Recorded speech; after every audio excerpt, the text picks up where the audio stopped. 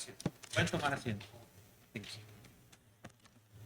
Como hermosamente cantó nuestro hermano Obregón, la gracia de Dios está aquí. Entonces, para ver la gracia de Dios, vamos a Lucas. Vamos al libro de San Lucas, capítulo 4, el profeta rechazado. Lucas, capítulo 4, versículos 16 al 30. Lucas, capítulo 4, 16 al 30. Vamos a leer la palabra del Señor y dice así. Dice, Jesús llegó a Nazaret, donde había sido criado, y según su costumbre entró a la sinagoga en el día de reposo y se levantó a leer.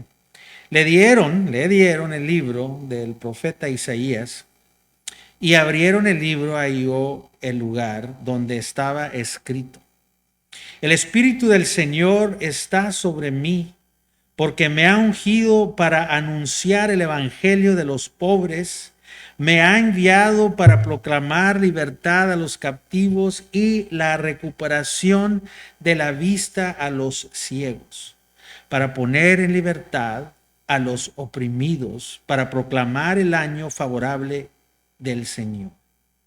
Cerrando el libro, lo devolvió al asistente y se sentó. Y los ojos de todos en la sinagoga estaban fijos en él y comenzaron a decirle: Oye, se ha cumplido esta escritura que han oído. Todos hablaron bien de él y maravillaban de las palabras llenas de gracia que salían de su boca y decían: ¿no es este el hijo de José? Entonces él les dijo: sin duda me citarán este refrán: médico, cúrate a ti mismo. Esto es todo lo que oímos que se ha hecho en Capernaum. Hazlo también aquí en tu tierra. Jesús añadió en verdad les dijo que ningún profeta es bien recibido en su propia tierra. Pero en verdad les digo que muchas viudas había en Israel en los días de Elías, cuando dio el cielo fue cerrado por 3 años y 6 meses. Y cuando hubo gran hambre sobre toda la tierra, sin embargo, a ninguna de ellas fue enviado Elías, sino a una mujer viuda de Sarepta en la tierra de Sidón. Muchos leprosos había en Israel en tiempos del profeta Eliseo, pero ninguno de ellos fue limpiado sino Nahum el sirio. Y todos en la sinagoga se llenaron de ira cuando oyeron estas cosas, y levantándose echaron a Jesús fuera de la ciudad y lo llevaron hasta la cumbre del monte sobre la cual estaba edificada su ciudad, para tirar a Jesús desde ahí. Pero él, pasando por el medio de ellos, se fue.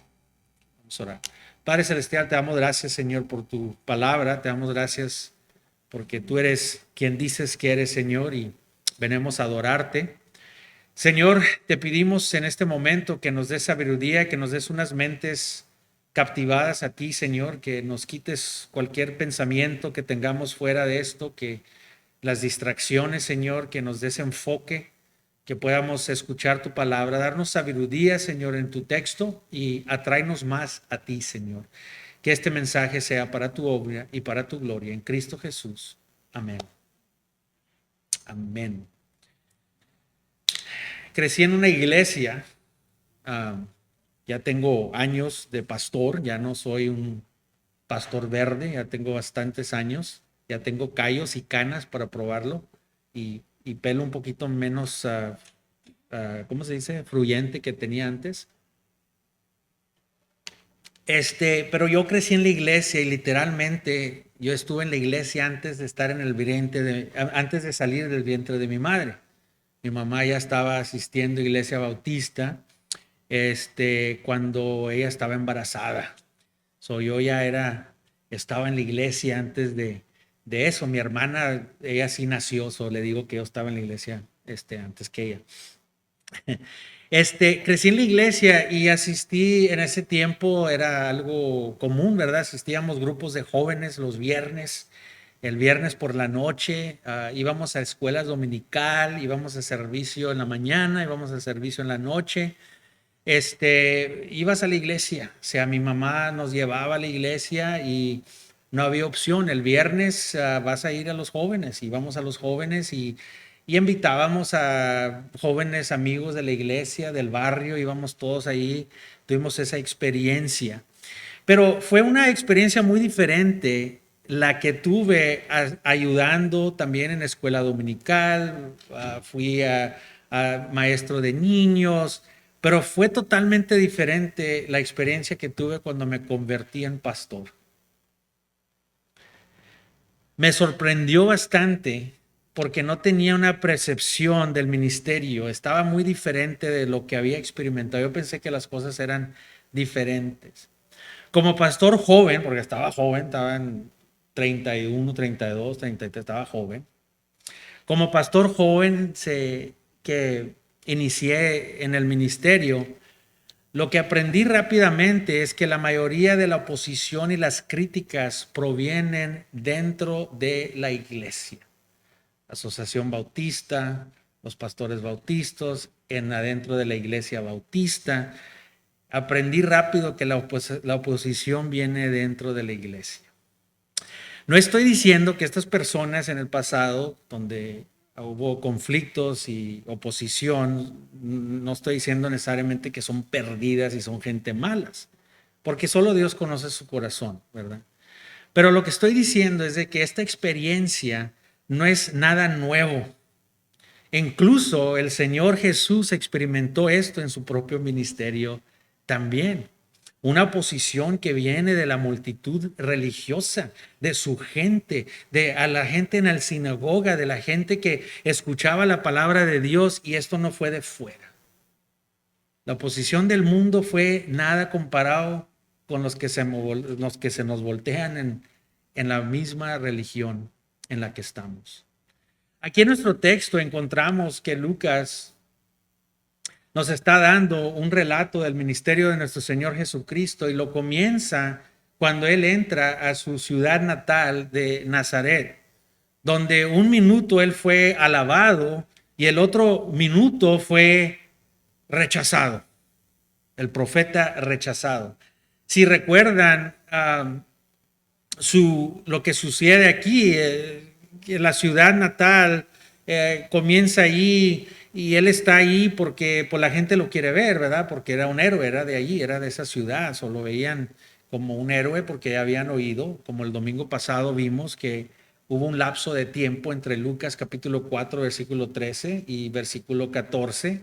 Vimos ahí que el versículo 13 termina con la tentación de nuestro Señor Jesucristo y el versículo 14 comienza el regreso de Jesús a Galilea.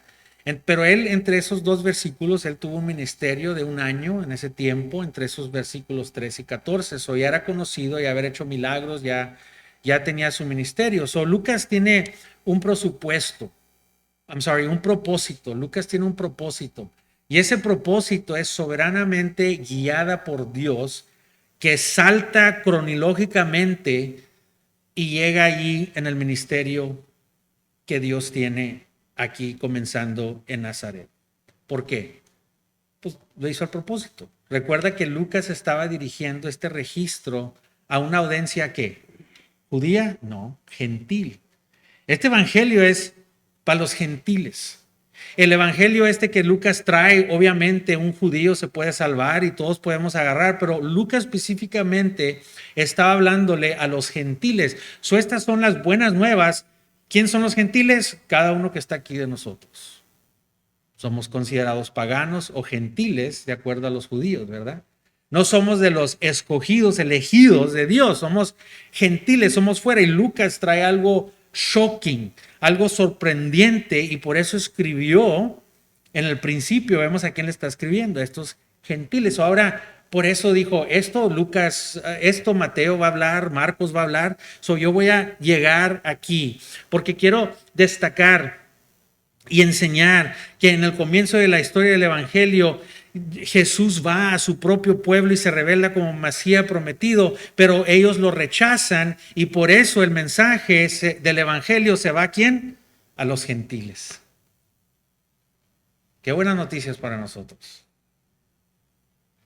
Hoy quiero destacar algunas razones por las cuales Jesús fue rechazado por aquellos que formaban esta parte del círculo dentro de la religión, dentro de la iglesia.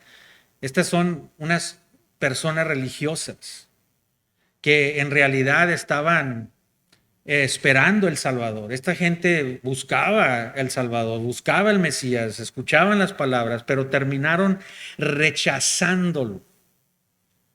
El tema aquí en nuestro texto, y si podemos hacer un tema, ¿verdad?, principal en nuestro texto, es que las personas religiosas rechazaron a Jesús porque no quisieron someterse. Esa es la clave. No se quisieron someter.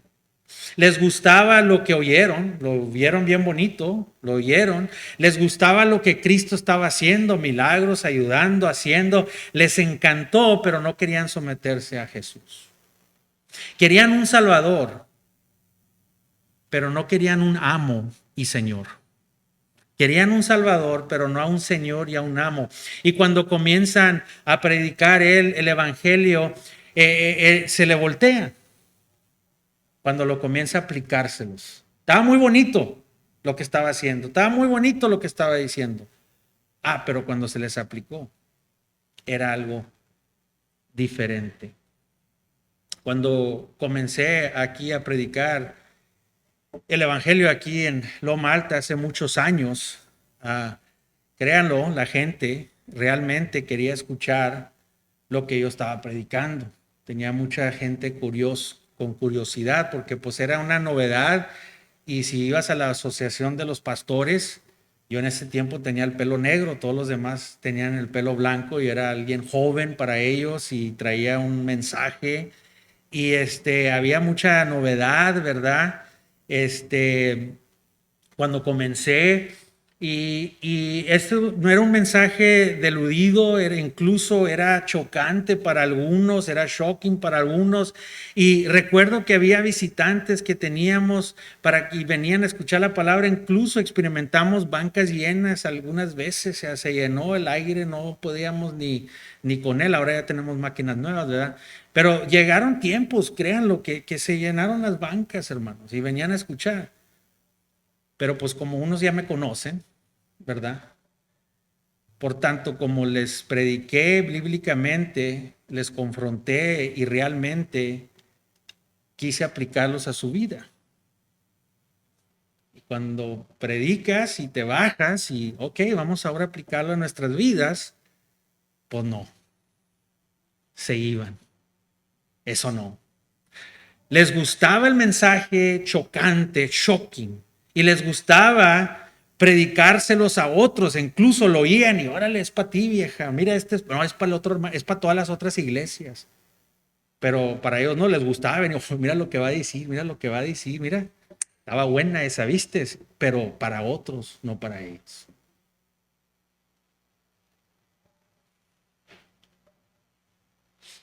Se iban, les gustaba, pero tan pronto como se les aplicaba y se les confrontaba para que se sometieran a la palabra que estaba siendo predicado, se iban y comenzó la oposición y comenzó la crítica.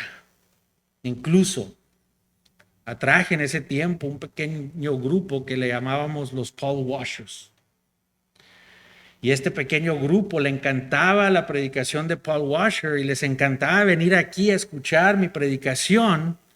Pero el problema era que no se sometían y no querían hacerse miembros. Nada contra Paul Washer. Pablo dijo, unos de ustedes son de Cristo, unos de ustedes son de Pedro, unos de ustedes son de Apolos. Nada que ver con ellos, como la gente estaba actuando, ¿verdad? Verdades son fáciles de escuchar. Y es fácil escuchar la verdad bíblica sólida como la que presenta él y otros predicadores. Es fácil escuchar la verdad bíblica sólida, especialmente en YouTube o en el Internet, pero el problema es que no es la iglesia local y Paul Washer ni tu favorito predicador en línea que ves en línea, por bíblicos y grandes que sean, no vendrán a tocarte la puerta y pidan cuentas de lo que estás escuchando. No me la malinterpretes eso. No hay nada malo en escuchar a grandes predicadores en línea, pero ellos no deben de tomar el lugar de la iglesia local. Ayer fui a una boda incluso tengo una historia con esta iglesia. Más antes eran los Paul Washers, ya no son los Paul Washers. Una iglesia reformada, esos son los mismos que me amaron y luego me bajaron y ahora otra vez ya estoy ahí, pero tiene un pastor nuevo, ya tiene 2 años, excelente, has convivido con ellos, nos convivimos, qué bonito. Yo siempre oro por todas las iglesias, hermanos. Yo no deseo y fue una boda ahí porque pues ha impactado también a gente de su congregación y uno de ellos pues quería que fuera a la boda y vi también a Armandito y estaba allí en una de las conferencias que tuvimos, ahí es donde me conocieron y los invité. Y unos de los que me conocen ahí, más jóvenes, ¿verdad? Dicen, tú ibas a las conferencias Shepherd Conference. Fuimos este año y ellos no son pastores, pero fueron este año y estaban hablando conmigo y me estaban diciendo, ya está el pastor y ahora tienen a un copastor ahora que vino. Y él estaba ahí, ellos estaban ahí, dice, usted ha ido tantos años, ¿verdad? Qué padre, yo siempre los veía en YouTube y ahora no es como verlos en vivo, wow, mis favoritos pastores. Y agarré a los muchachos jóvenes, le dije, es todo hermoso y bueno, ¿verdad? Sí. Dije, pero esos 2 pastores que están ahí, esos deben de ser tus favoritos. Y no, sí, pastor, yo sé, le dije, esos 2 hombres son los que van a venir a tocar a tu puerta, esos van a estar ahí cuando necesites oración, cuando estés enfermo, cuando estés. Y eso me lo dijeron a mí en la conferencia, hermanos. No es. Pero yo trato de edificar a los pastores, hermanos. Trato de edificar a la congregación, trato de edificar a la iglesia local. No es una legacía loma alta, no. Todos estamos en el reino de Dios. Todos estamos y queremos más iglesias bíblicas, queremos más gente. No es una competencia, hermanos. Pero no puede tomar la iglesia local. Una cosa es escuchar predicación bíblica expositiva como mucha verdad, pero otra cosa es someterte y obedecer a la palabra de Dios. Mientras repasamos la palabra de Dios esta mañana, quiero que tomen esto en cuenta, por favor. Tengan presente que la mayoría de nosotros que estamos aquí ahorita somos gente religiosa. Al menos que estés visitando. Pero los que han venido varias veces aquí, los que estamos aquí, somos gente religiosa. Si no, no estuviéramos aquí escuchando este mensaje. Amén. Somos gente religiosa.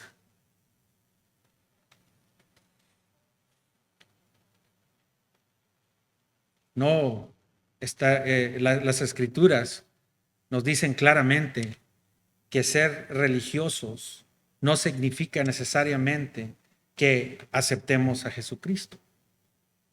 Creo que ser religioso, al contrario, conviene un gran peligro de rechazar a Jesús, como veremos en nuestro estudio aquí en este texto.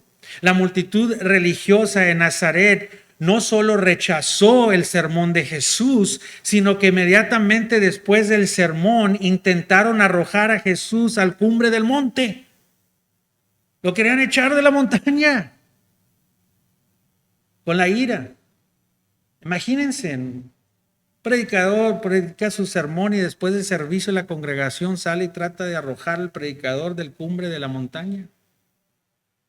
Aunque estoy seguro que ha habido momentos donde algunos de los congregantes han tenido ganas de arrojarme por un cumbre de un monte con ciertas predicaciones, no sé. Pero mi punto es de que debemos estar atentos y examinar nuestros propios corazones para que no caigamos en la actitud de la gente religiosa de Nazaret que rechazó a Cristo hostilmente. Aquí Jesús está leyendo de Isaías 61, versículos 1 al 2, y está leyendo de Isaías 58, versículo 6. Ahora, si tienen la Reina Valera, depende que tengan, pero la Reina Valera, como en inglés la King James, tienen una frase adicional que le agregaron, una frase adicional que no se encuentra en la mayoría de las versiones de las Biblias modernas. Ahora, cuando la palabra de Dios dice que el que quita o pone de la Biblia es condenado, no está hablando de esto que estoy hablando, ¿ok? No está hablando de eso, no está hablando del texto. Está diciendo el que quita algo que es evangelio, doctrina sólida, o el que pone su propia doctrina, esa persona estará en el infierno para siempre. No en esta forma, ok, déjales explico. La mayoría de las versiones modernas no tienen lo que dice en la Reina Valera, que dice, me ha enviado a sanar a los quebrantados de corazón, de corazón. Si la mayoría de los expertos modernos pueden no aceptar esto como auténtico, esta hermosa frase que agregó la Reina Valera se encuentra, no en Lucas, pero sí se encuentra en Isaías 61, versículo 1, de cual Cristo está citando. Desde ese punto de vista de la evidencia externa, el escriba tiene una evidencia externa y una evidencia interna, y no me quiero meter mucho en eso porque no quiero darles clase seminaria, pero así es como ellos escriben esto. Tienen ese punto, esa evidencia, y la omisión de la frase es más probable que no sea original. Es muy probable, y pienso que sí, no originalmente debe de estar allí precisamente. Ok, pero es una frase hermosa que me encanta cómo la pone la Reina Valera, ¿verdad? Los escribas serían, ellos quisieran agregar esa frase, me imagino, lo hicieron porque querían alinearse con el texto de Isaías 1, me ha enviado a sanar los quebrantados de corazón. Ejemplo, hermanos, cuando yo me paro aquí, ejemplo, ¿qué está haciendo Cristo? Está instruyendo el texto, está exponiendo el texto. ¿Qué está haciendo Cristo? Está predicando un sermón. ¿Ok? Él está usando Isaías 61:1 y luego el 58. No se fue, está exponiendo. Es como yo vengo acá y les doy un sermón y digo, porque la paga de pecado es ¿qué? Muerte. Y luego voy, no hay ni un justo, ¿verdad? Entonces, ¿qué pasó allí? No dije, por la paga del pecado es muerte, pero ¿qué me faltó? Mas la dádiva de Dios es vida eterna. Entonces no quiere decir que lo quité, es que mi punto primero te quiero dar las malas noticias. La paga del pecado es muerte. Nadie es justo, ninguno es justo. Todos estamos destituidos de la gloria de Dios.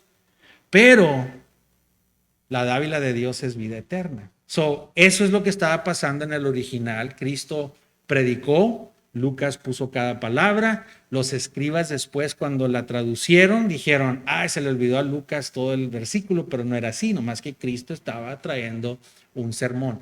La Reina Valera y la King James no necesariamente están haciendo nada malo en agregar esa frase, pero quería nomás enseñarles un poco de esto, ¿verdad? Jesús había llegado a la ciudad y ya era conocido, porque ya era conocido como un gran maestro. En esos tiempos en la sinagoga, los que estaban autorizados, aquí como tenemos a alguien que nos da una meditación, la palabra de Dios, uno que da la oración, uno que lee la Biblia, uno que expone la Biblia, y así era. Y venía Cristo y era un maestro, ya lo conocían, lo trajeron a él ahí. Él llegó allí y era un héroe local, era héroe local, llegando a la ciudad. Todos se presentaron en la sinagoga el sábado, dijeron, viene Cristo, mira todo lo que ha hecho. Un servicio de sinagoga típico consiste de recitar el Shema, que serían los pasajes de Deuteronomio capítulo 6, versículo 4 al 9. Entonces hay oración, entonces hay una lectura de la ley, otra lectura de los profetas, y luego hay una instrucción sobre los pasajes, que es lo que Cristo estaba haciendo, una predicación, y luego lo cerrábamos con una bendición. ¿ok? Y eso es lo que hacemos aquí todavía, ¿verdad? Ese es el tipo que tenemos aquí.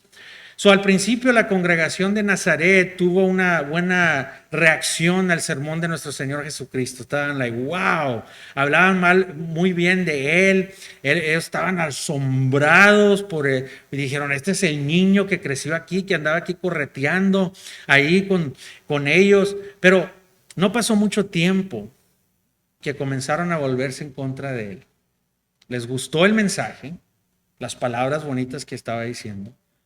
Pero cuando se lo aplicó a ellos y les dijo, ellos qué dijeron, oye, este que está hablando, nosotros no somos pobres, no somos esclavos, no somos ciegos, no somos ni oprimidos, nosotros somos los escogidos de Dios. ¿Quién se cree que es? ¿Quién es él para juzgarnos así? ¿Que no es este el hijo de José? ¿Que no es este el hijito del carpintero? Ellos no querían admitir su necesidad de un Salvador.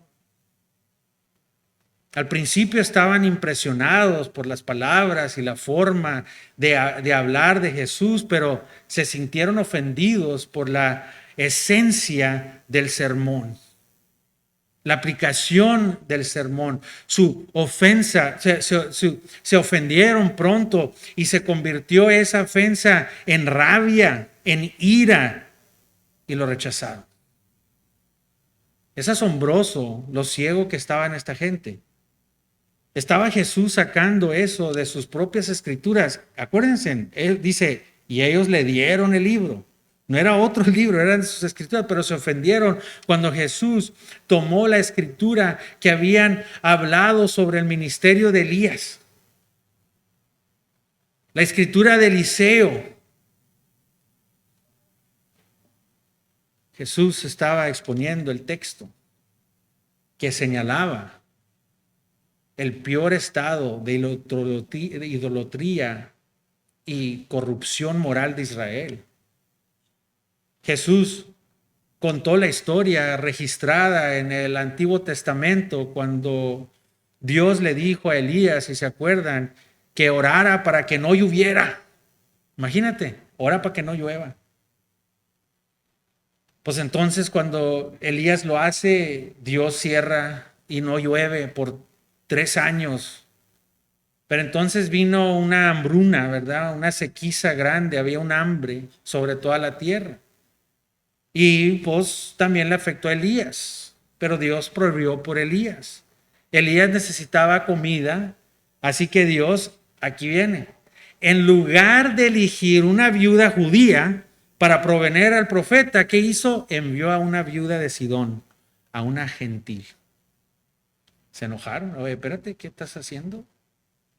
De manera similar, en el tiempo de Eliseo, había muchos leprosos en Israel que podría haber sanado Dios, que podría haber limpiado, pero en lugar de eso, Dios eligió a sanar a un hombre pagano, Naam, el sirio, un general del ejército que era general enemigo de Israel. Estas historias ofendieron a la multitud religiosa porque Jesús estaba señalando que Dios elige soberanamente al quien Él quiere para otorgar su misericordia y su gracia. Esto apunta a nuestra condición de inmerecidos de su gracia, como pecadores. Jesús está diciendo que Dios puede elegir fuera de Israel y dar su bendición a una viuda de Sidón, a un general de Siria, y negar la bendición a los de Israel, que eran los escogidos. En nuestro estado natural de orgullo, ¿qué vamos a decir? No es justo. En nuestro estado de orgullo como humanos, podemos acusar a Dios de que no es justo Dios. Él no es justo. Mira, eso no es justo. Como si todos fuéramos merecedores de su gracia. ¿Por qué a ellos y por qué a mí no? ¿Cómo Dios puede escoger a ellos y a este no? O sea, eso no es justo. Como si todos fuéramos merecedores de su gracia. Pero la Biblia enseña que no hay justo. Ninguno, ni siquiera un justo. Romanos 3:10. Y que Dios no debe nada más que juicio a todos los pecadores. Dios puede elegir y mostrar su misericordia a algunos y no a otros. Él es el Alfaro y Él de quien quiere tiene misericordia y de quien endurece, Él endurece. Romanos 9:18. Y Pablo dice, al contrario, oh hombre, ¿quién eres tú para altercarse con Dios? ¿Quién eres tú para decirle a Dios que eso es justo o no justo? Romanos 9:20. Puedes imaginarte el impacto que se llevó cuando Cristo predica la doctrina, esta doctrina. Cuando se les presenta a las personas religiosas buenas, nosotros somos buenos. Nosotros somos elegidos. Creen que son merecedores de la bondad de Dios, creen que se lo merecen. Se ofenden. Piensan que son buenos. También se ofenden. ¿Sabes por qué se ofendieron más? Se ofendieron porque Jesús incluso declara que Dios se complace a traer sus bendiciones no solo a los judíos, sino también a los paganos y a los gentiles. Gloria a Dios por eso. Oye, espérate. Ellos no son y nosotros somos los elegidos. Lucas aquí nos trae buenas noticias a los gentiles, hermanos, a nosotros que somos nosotros. Eso es lo que anunciaba Lucas en su evangelio, hermanos. ¿Les gustó? Esos son los pobres. Esos son los malos, no nosotros. ¿Por qué estás aplicando esto a nosotros, Cristo? La viuda de Sión y Naamán, el sirio, eran paganos. Fuera de las bendiciones del pacto del pueblo elegido de Dios. Hermanos, la doctrina de la elección no debería hacernos sentirnos orgullosos pensando que somos mejores que los demás, hermanos. Soy elegido, yo soy mejor que tú. Estas personas religiosas se volvieron vanidosas, pensando que realmente eran algo, porque eran parte del pueblo elegido de Dios. Estas personas estaban pensando, en cierto sentido, esas personas no son tan buenas como yo. No son tan buenas como nosotros. Porque son paganas, son gentiles. Debería ser esto, traerlos a humildad y gratitud y temor del Señor, que el Señor te escogió no porque tú puedas traer nada a Él. Porque si fuera así no te hubieran escogido. Sino fue pura gracia. Debes de estar agradecido que Dios te eligió. Pero en cambio se volvieron vanidosos. Se comenzaron a creer mucho. Debemos pensar lo que dijo Jesús en sus declaraciones de misiones, que nos enseñaba las declaraciones de misiones. Y dice nuestro Señor Jesucristo, no he venido a hacer mi voluntad, sino la voluntad del Padre. Como registra Lucas, Jesús dice en Lucas capítulo 19, versículo 10, porque el Hijo del Hombre vino a buscar y a salvar ¿a quién? A los que a los perdidos. Vino a salvar solamente a los pecadores. Dios solo muestra su misericordia a un tipo de persona, no más. Hay un tipo de persona que Dios muestra su misericordia. Ese tipo de personas son pecadores. Los únicos. Pecadores, hermano. Dios extiende su compasión a aquellos que están perdidos. Como insinué al principio de este sermón, no debemos olvidar aplicar la palabra a nosotros mismos. Es fácil aceptar a Jesús en un nivel superficial, como lo hicieron estas personas religiosas de Nazaret. Es fácil. Invitamos ansiosamente a Jesús a nuestras vidas cuando escuchamos acerca del amor de Dios, cuando escuchamos acerca de la providencia de Dios, cuando escuchamos todas estas cosas buenas de Dios, ¿cuál es verdad? Son verdades. Pero a medida de que cuando aprendemos más cerca de Jesús, nos comenzamos a sentir un poco incómodos al darnos cuenta de que la enseñanza de Cristo confronta nuestro orgullo y justicia propia. Comenzamos a darnos cuenta de que Jesús no está tratando de edificar tu autoestima. Su palabra comienza a traer luz en las áreas oscuras, ocultas de nuestras almas. Comienza a ver el pecado que traes ahí y pone en la luz y, espérate, eso no se fue eso no estaba ahí programado, eso no me lo quites. Eso no. Vemos su santidad y comenzamos a darnos cuenta que en mí, es decir, en mi carne no mora nada bueno, como Pablo expresa en Romanos 7:18. Cuando recibes el evangelio superficialmente y no consideras el costo total de seguir a Cristo, eventualmente, cuando te enfrentas con la verdad de la palabra, tu primer instinto sería rechazar esas partes de su palabra que confrontan tu vida pecaminosa. Sabes que estás mal y ves, espérate, esto no estaba cuando yo comencé.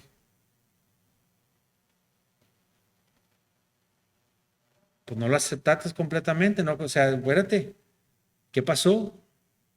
Espérate, Él es mi Salvador, no es mi amo. Yo no pedí una persona que me diga que haga y que no haga. Yo quiero un Salvador. Confronta tu pecado y brincas, saltas. Entonces comienzas a pensar, ¿qué opciones tengo? Ya no me gustó esto, espérate, aquí estaba bien padre, pero ahora ya comenzaron a meterme metiches en mi vida. Ya estás poniendo luz en partes oscuras en mi vida. Y comienzas a pensar en tus opciones. Simplemente ignoro las verdades de la Biblia y me hago el loco. El como no sé. Como mucha gente lo hace. O simplemente, ¿sabes qué voy a hacer? No, ya me cayó mal el pastor, me cayó mal el hermano. Y usas cualquier excusa para ir a buscar otra iglesia donde puedes escuchar un mensaje más bonito y más reconfrontante, menos confrontante, sin que confronten tu pecado. Otra iglesia.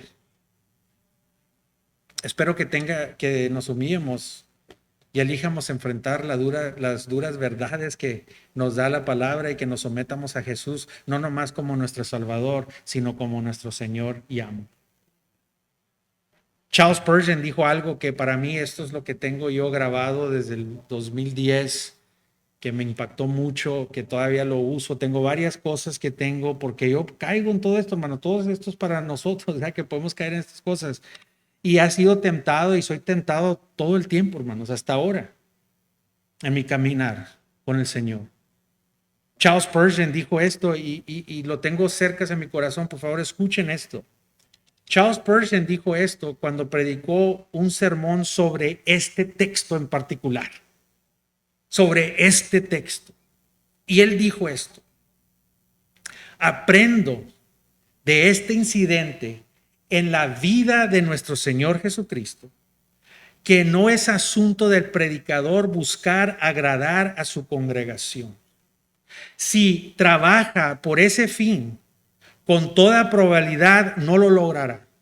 Pero si tuviera éxito en lograrlo, qué éxito miserable.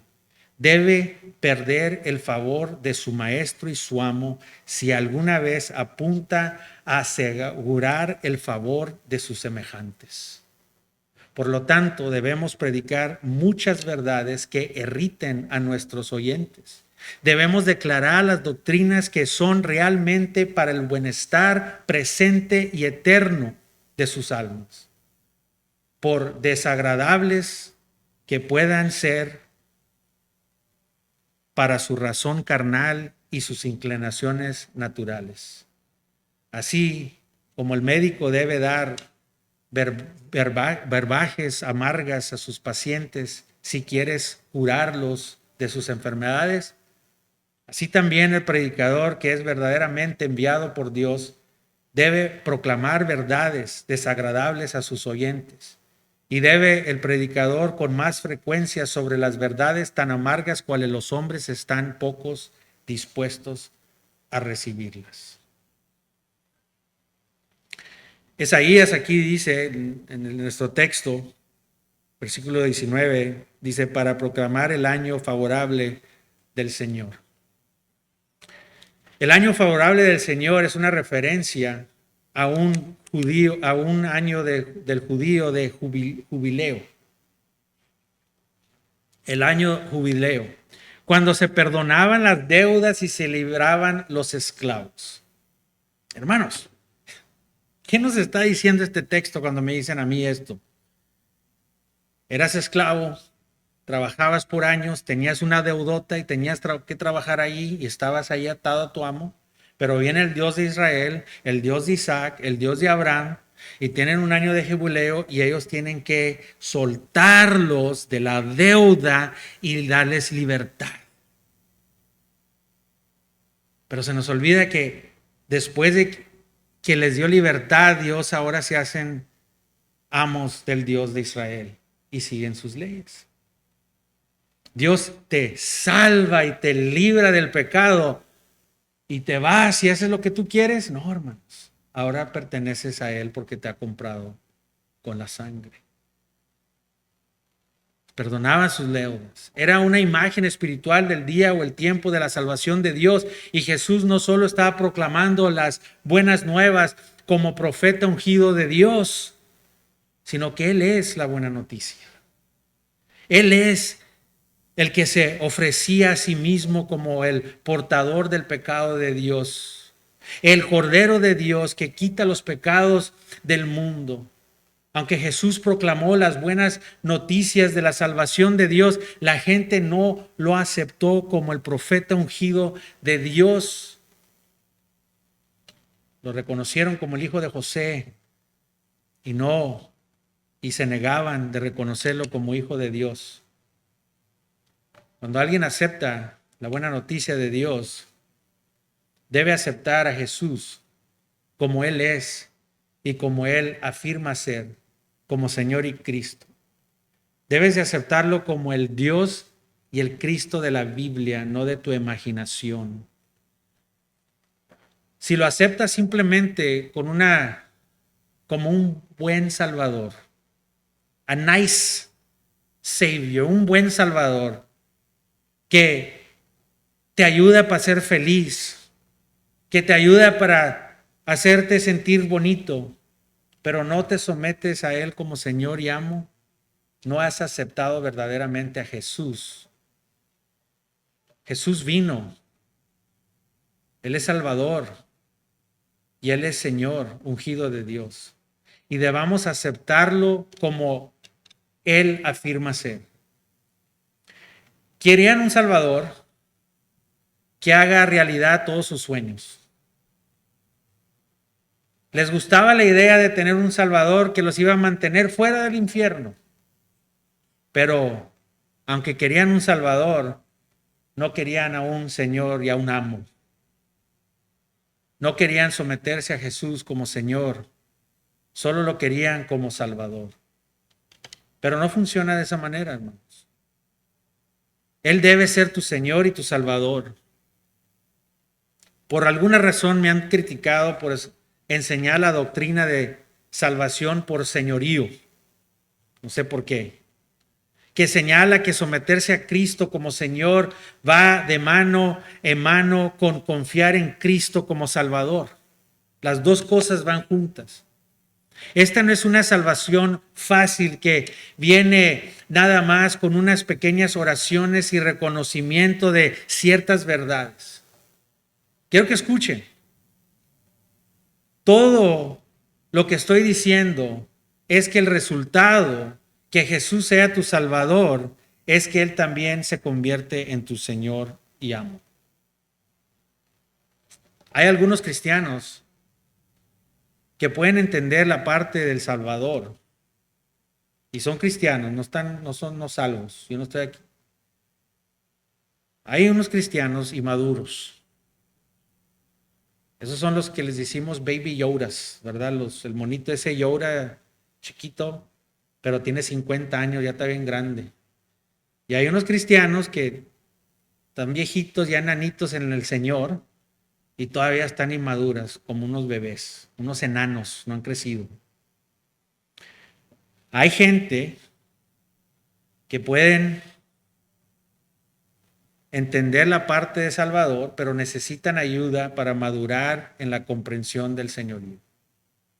A medida que creen en Cristo, y cuando comiencen a someterse y crecer, se van a someter a Cristo como Señor en obediencia a su palabra. Eso es lo que esperamos. Y hay muchos que pueden estar en esa situación, porque lo que batallamos más es, estamos rebeldes, hermanos. Somos rebeldes. Pero dicho eso, la mayoría de los cristianos y personas religiosas han afirmado a Jesús como su Salvador, pero cuando lo hacen de esa forma y no ven el señorío de Dios y nomás vienen como un Salvador, terminan agabidos por sus mandamientos. Se les hace una carga los mandamientos. Vienes y ves, ay, eso otra vez, no hombre, eso no puedo, eso. Se les hacen una carga, ay, qué aguafiestas es la Biblia. No me dejan hacer nada, no puedo hacer nada. Es que has aceptado el Evangelio superficialmente y tus mandamientos se hacen cargas. Finalmente, esa salvación superficial va a resultar en rechazar a Jesús y a su palabra. Verás lo que han afirmado como los que son Señor y Salvador, saben que sus mandamientos no serán ¿qué? Una carga, no van a ser una carga. La verdadera fe requiere rendición a Dios. Fe verdadera se rinde a Dios. Fe verdadera se rinde a Dios. No puedes tener fe sin rendirte a Dios. ¿Qué quiere decir eso? Señor, mira, ¿sabes qué? La luzota me está brillando aquí en mi corazón y tengo muchas cosas malas que no sabía, pero me lo está revelando. ¿Y sabes qué? Fallo todavía, pero yo no puedo. Me rindo a ti. ¿Vas a cambiar sobre la mañana? Quizás no. Pero Dios va a comenzar ese trabajo cuando tú te rindes completamente y dices, yo sé que estoy mal. Yo sé que estoy mal. Yo sé que estoy haciendo mal, Señor. Y haces guerra y comienzas a caminar. Es muy diferente eso, hermanos. La verdadera fe requiere rendición a Dios. Un pecador que rechaza la autoridad de Cristo no puede ser salvo, hermanos. No puedes venir con la verdad de Cristo y rechazarla y decir que eres salvo.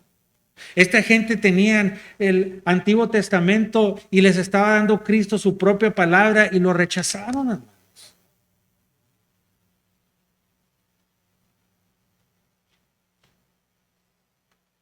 Un pecador debe arrepentirse de su pecado y entregarse a Dios.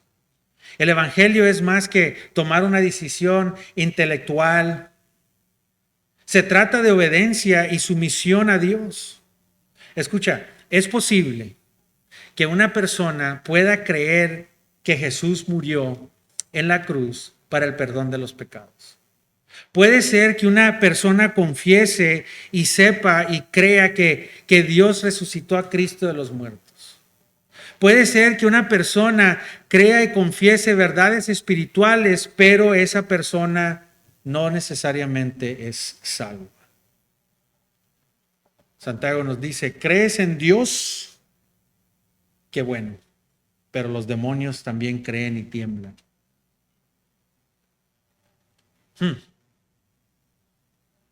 Es asombrante. Jesús señaló, señala y nos enseña lo que es la salvación. No creer esas cosas, sino es necesario que nacer de nuevo. ¿Qué le dijo? ¿Qué es necesario hacer? Nacer de nuevo. Necesitas un corazón nuevo. Jesús señaló el alto costo del discipulado. Dijo, el que toma su cruz el que no toma su cruz y me sigue no puede ser mi discípulo. Lucas 14:2. En el Sermón de la Montaña Jesús nos dice que la vida eterna es elegir el camino angosto y dice, pocos lo encuentran. Mateo 7:14. Jesús dice que todo buen árbol da ¿qué? Buen fruto. Mateo 7:17. No puedes hacer una oración y confesar cosas acerca de Cristo y no dar ningún fruto y continuar viviendo la misma vida de antes y decir que eres cristiano genuino y real. Eso sería decir que un árbol puede seguir dando mal fruto cuando es decir que un buen árbol puede dar mal fruto.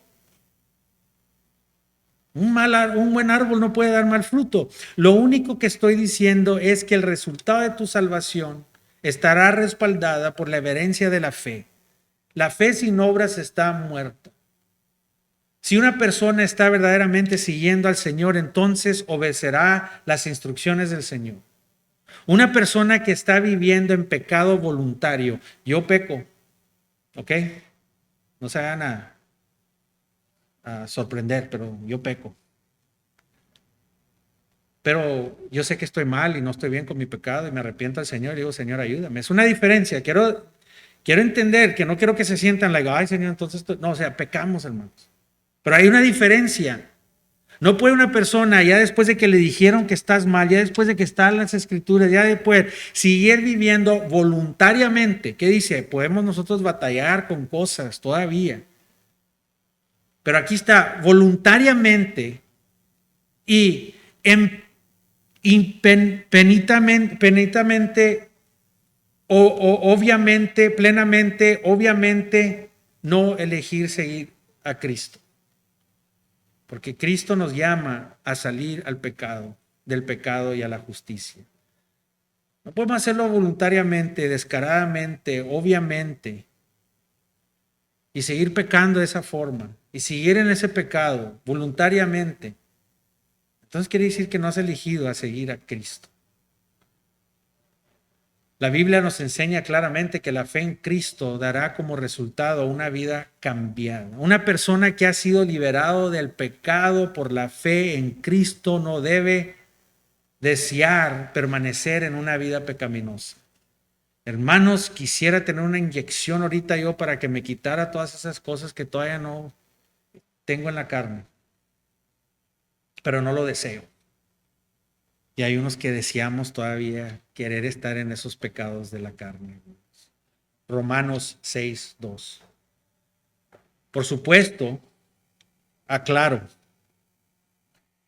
el crecimiento espiritual puede ocurrir rápidamente o lentamente. No hay que llevarnos de encuentro a gente y comenzar a juzgar que y la otra persona, no. Porque el crecimiento espiritual puede ocurrir rápidamente o lentamente dependiendo de la persona y sus circunstancias. Y los cambios pueden no ser evidentes para todos al principio, ¿verdad? Al principio no se puede ver nada y no puedes acusar a esa persona de que no es salvo. Tienes que esperarte, pero al principio, en última instancia, Dios sabe quiénes son sus ovejas y Él hará madurar a cada uno de nosotros según al tiempo perfecto de Dios. Yo no puedo hacer cambiar a nadie, yo no puedo hacer madurar a nadie, darles la palabra, orar, enseñarles, y Dios les da ese tiempo. Pero la Escritura enseña claramente que no es posible ser cristiano y vivir en la carnalidad durante toda tu vida, disfrutando, gozándote de los placeres del pecado sin buscar ninguna glorificación al Señor. Jesús está diciendo a los nazarenos que la condición de su corazón, de cada persona religiosa y pagana, según la palabra de Dios, es que están espiritualmente pobres, indigentes y en bancarrota delante de Dios. No podemos comprar nuestra entrada al cielo porque no tenemos nada que ofrecerle a Dios. Solo podemos recibir de Dios. No podemos ofrecerle nada, sino recibirle a Dios. Somos cautivos espiritualmente, esclavos al pecado. Estamos bajo el dominio del reino de las tinieblas, incapaces de liberarnos del gobierno malvado de este mundo. No podemos. Somos ciegos espiritualmente, incapaces de ver la luz de la gloria del evangelio de Cristo, al menos que Dios nos abra nuestros ojos. Así como Una persona ciega no tiene el poder ni la habilidad de sí mismo de abrir sus ojos, a menos que Dios realice un milagro. Así también el pecador, espiritualmente ciego, no puede hacer nada en sí mismo para remediar su condición, al menos que Dios soberanamente y poderosamente abra los ojos de su corazón. Ese es el punto, que Dios vino a sanar a los ciegos. No fue para darles, para que pudieran ver físicamente, fue para dar el ejemplo de que así estamos espiritualmente.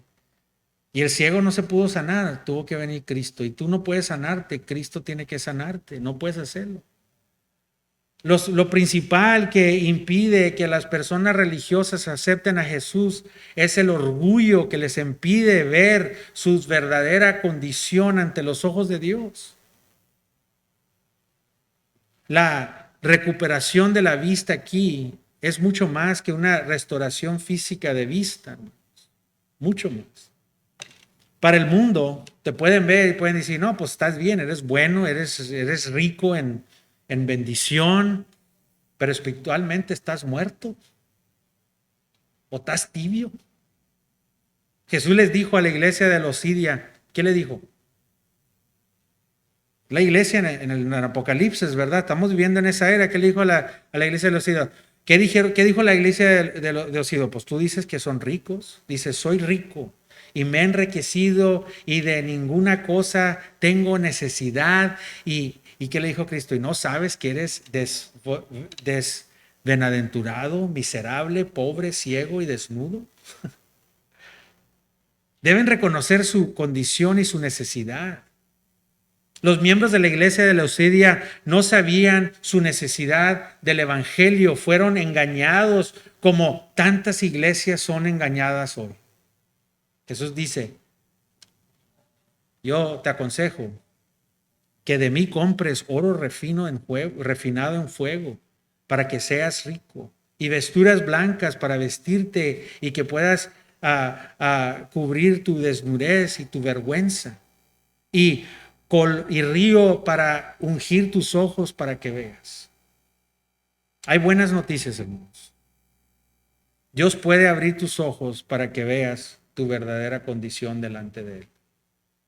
Ese es el primer paso de recibir las buenas noticias, hermanos. El primer paso es poder reconocer que estás mal. Si sabes que eres pobre espiritualmente, segundo paso es que Dios te ofrece para librarte y perdonar tus pecados a través de Jesucristo.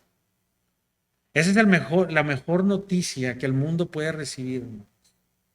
Jesús estaba trayendo buenas noticias, pero lo rechazaron. Debemos aplicar su palabra. Y si ya estás familiarizado con la religión cristiana, debes tener cuidado, más cuidado, de no olvidar aplicar su enseñanza en tu propio corazón. Parte de la razón que la gente de Nazaret no recibió la enseñanza de Jesús fue que estaban demasiado familiarizados con él. Mucha gente está demasiado familiarizados con estos sermones, están demasiado familiarizados con las verdades, con los sermones bíblicos expositivos. Estamos y escuchamos de todas partes y estamos bien familiarizados con el mensaje y acostumbrados. Y ellos estaban bien familiarizados con él. Algunas veces podemos estar tan familiarizados con el mensaje y acostumbrados a las predicaciones que podemos producir desprecio en nuestros corazones. Había conocido a Jesús la gente de Nazaret cuando era el carpintero ahí con su papá. ¿No es este el hijo de José? Pero ahora no podían imaginarlo como Salvador y Señor prometido. Si creciste en la iglesia o si has estado en la iglesia durante años, es fácil familiarizarte tanto con la verdad espiritual que dejas de que te afecte a tu propio corazón. Piensas, ya sé esas verdades, yo sé eso, todo lo que está diciendo yo lo sé.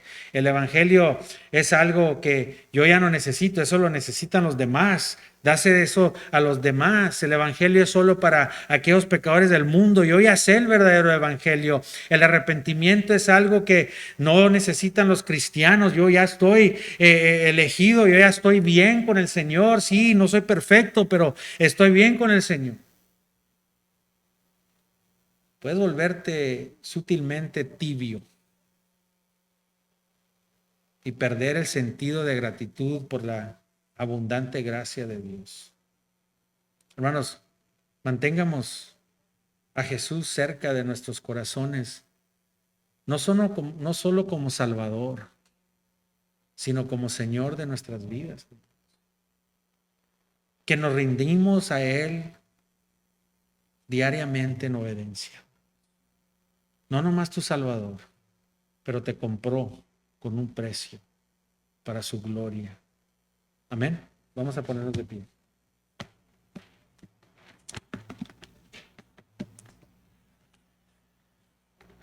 Padre, venimos a ti ahorita.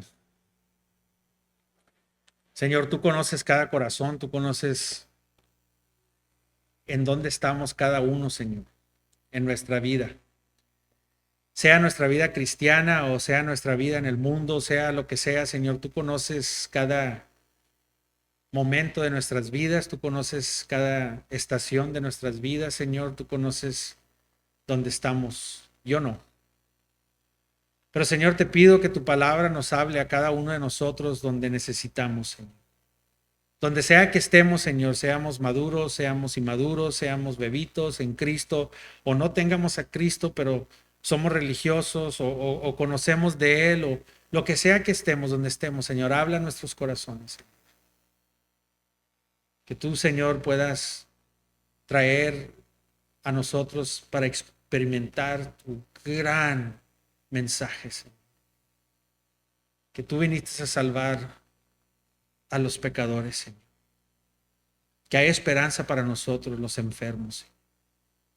Que no nos quieramos pensar que somos gente ya saludable, que ya somos gente que ya la hicimos, que ya llegamos al otro lado del cielo, sino que todavía somos gente dependiendo de ti, Señor. Te necesitamos, Señor. Necesitamos de tu palabra, Señor.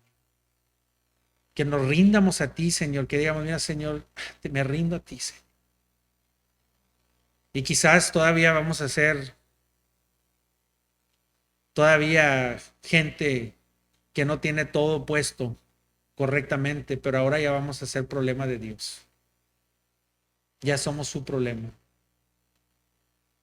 Y sé que todo trabajas para bien para aquellos que te aman y has llamado de acuerdo a tu voluntad. Gracias te damos, Señor, porque lo pedimos en Cristo Jesús.